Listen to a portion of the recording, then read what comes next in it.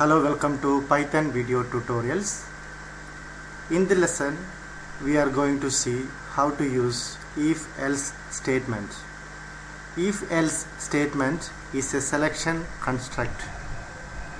If-else is used in every programming language because some condition checking is required in almost all problem solvings. Along with the if code, we will be having some conditional expression to execute, and these conditional expressions always will have a value either true or a false. And the statements given within if will be executed if the condition's value is true. And in your program, if you have something else to work, if the condition is false, then we will be using else. Here else is an optional component. You can program only with if you are not interested to do anything if the condition is false.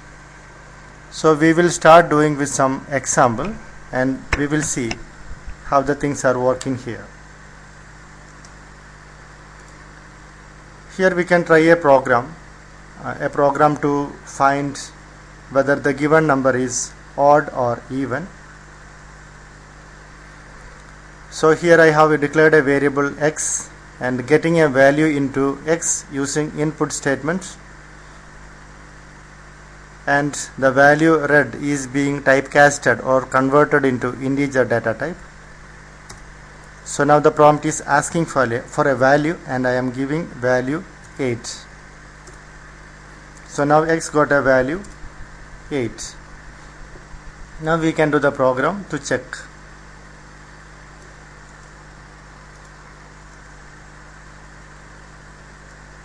If x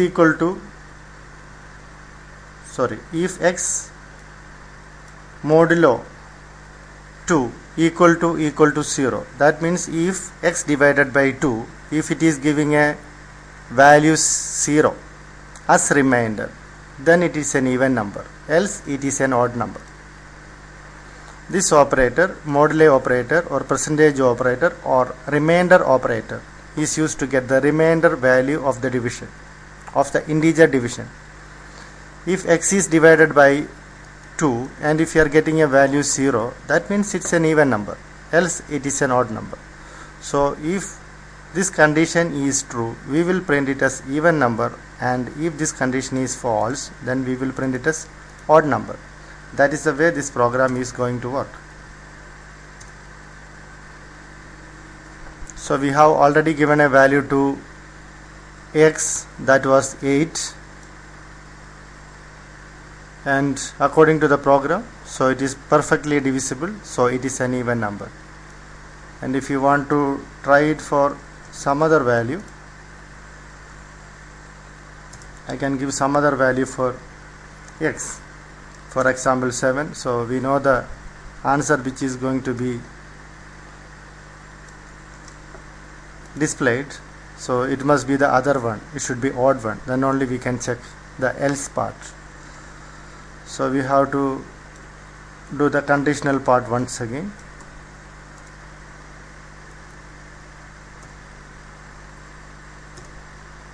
And it is an odd number. 7 is an odd number. In the previous example, we have given x as 8. That time it displayed it is an even number. When we gave the value as 7, this if-else block displayed it as an odd number. So this way we can use if and else statement for checking some conditions. The thing coming after if will be a conditional statement which will either give a value true or false. If it is true, the statements given immediately after the if or the block within if will be executed. And if you have an else block, if the value of condition is false, the else block statements will be executed. In our example, we have only one statements in if and else.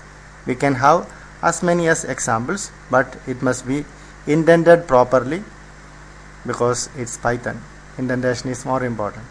And one thing more you must have noticed, Again, for checking for another value, we have to give the input function again to read the value. Again we have to enter the codes for if else.